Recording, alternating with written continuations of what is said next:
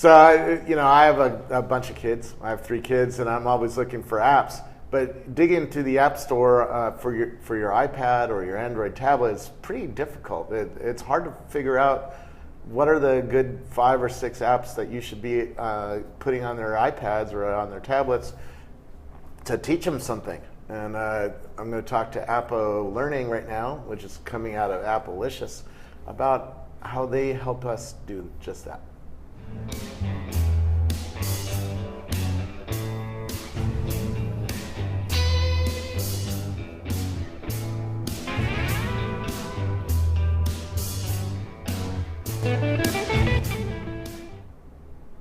Who are you? Alan Wars. I'm the founder of Appolearning, and we're the producer of Appolearning.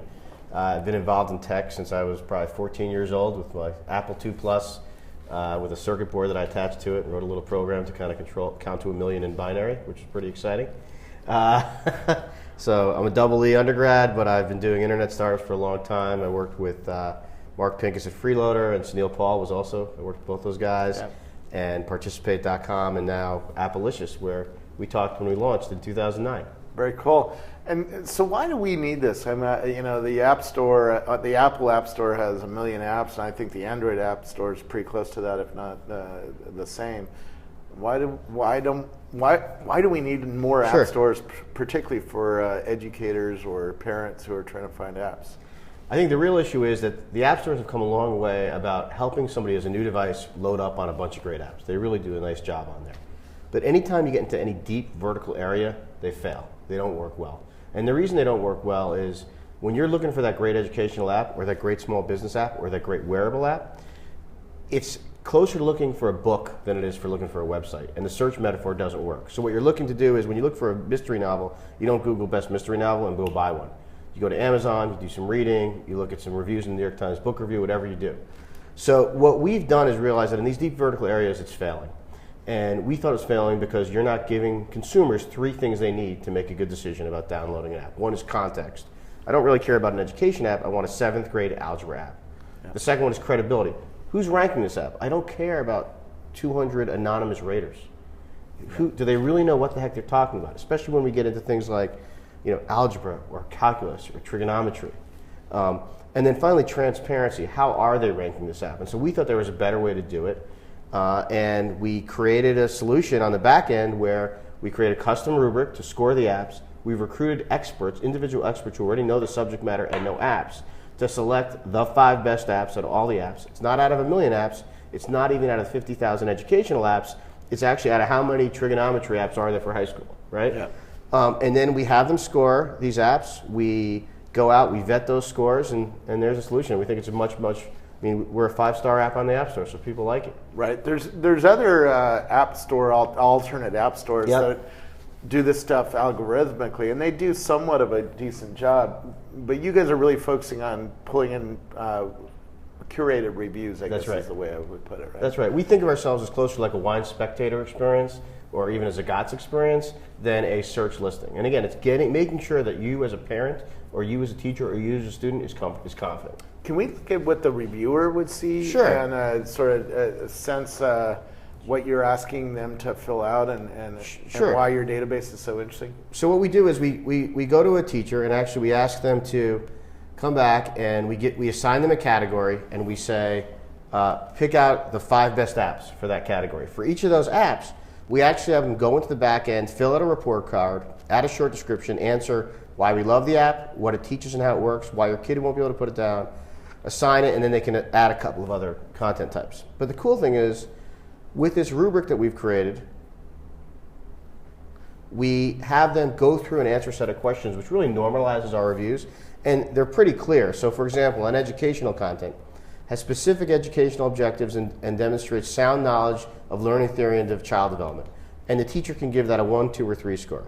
Yeah. And there's very clear guidelines on how you give it a 1, 2, or 3. 1 is it's limited, 2 is it offers value but not always pertinent, 3 is it executes on a clearly defined educational objectives. And then they do that for kid appeal, assessment, features and design, value, safety, and privacy. The people you're hiring to do these reviews, you're paying them, I would assume. We are paying them, but the great so they're thing vetted and they're. Who are these people? How do you find them? They're teachers. So there's classroom teachers who are interested in technology. We found them. They found us. We interview them. We make sure they know their stuff. Typically, it's a teacher who's gone through tens, hundreds of apps in the App Store trying to find that best app for their students. So they've done much of this work already. But then after they do that work, we then have another educational consultant and expert come in and vet the results. We also compare it to the App Store. So a great anecdote is there was a French app we recommended which actually had a really bad rating in the App Store. But when we looked into it, we realized as the app was all in French.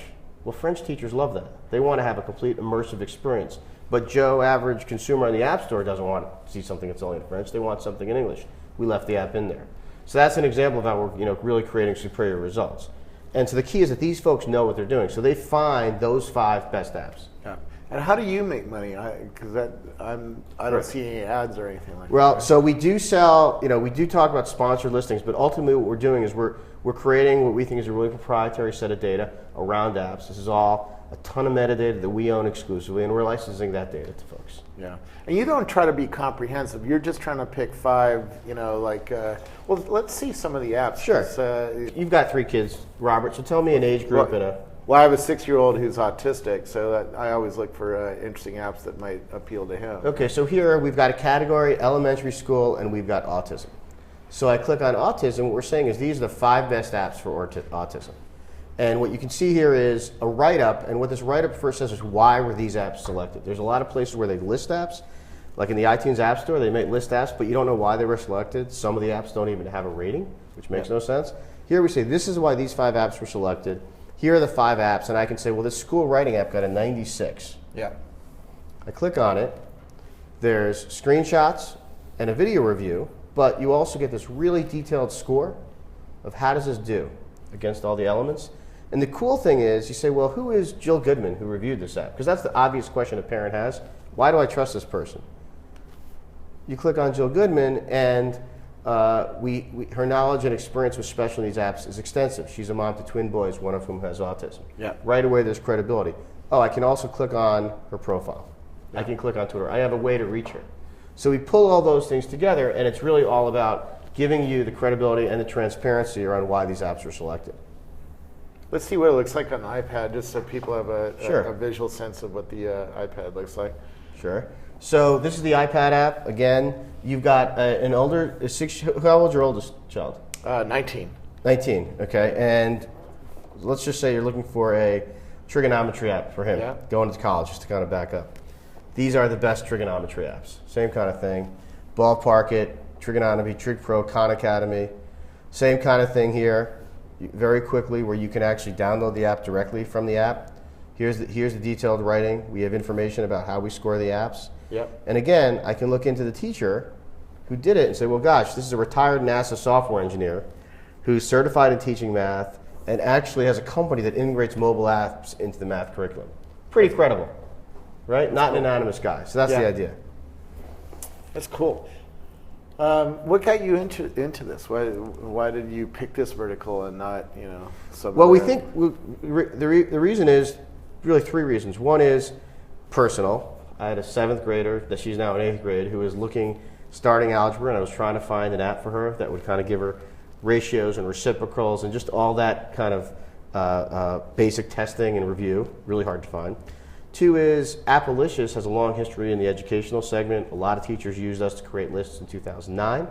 And thirdly, education punches above its weight. It's really important to tablet manufacturers and to carriers and to other folks as a way to reach moms and to add value and to help people drive purchase decisions. Yeah, since you're on both Android and iPad, you're mostly for tablet, right? Although you have a web version, but mostly for tablet.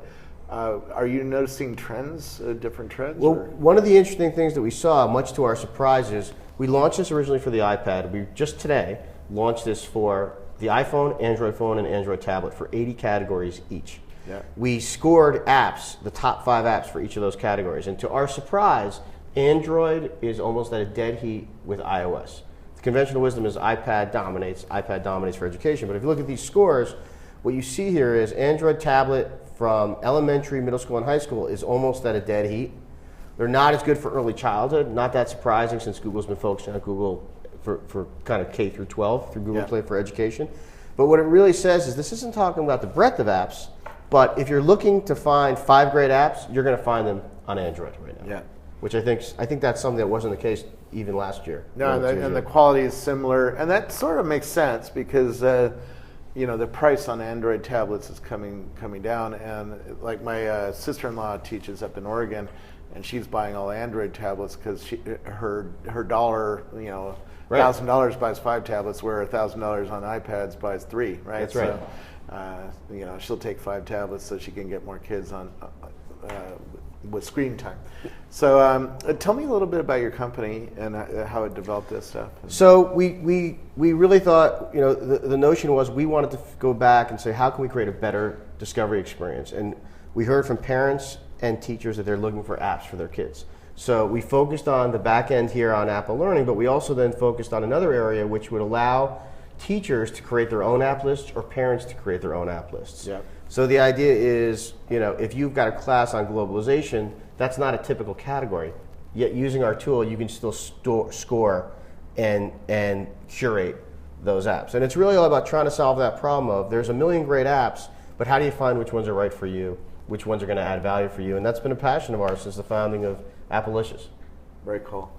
Where do we learn more about your company? Go to appolearning.com, APPO learning.com. There's a link there. We're also in the iTunes App Store for iPads only. But appolearning.com has links to iPad, iPhone, Android phone, Android tablet, as well as user-generated pics. Very cool. Thanks so much for coming in and showing it to me, and thanks for what you're doing for my kids. Thanks, Robert. Appreciate it. Thanks.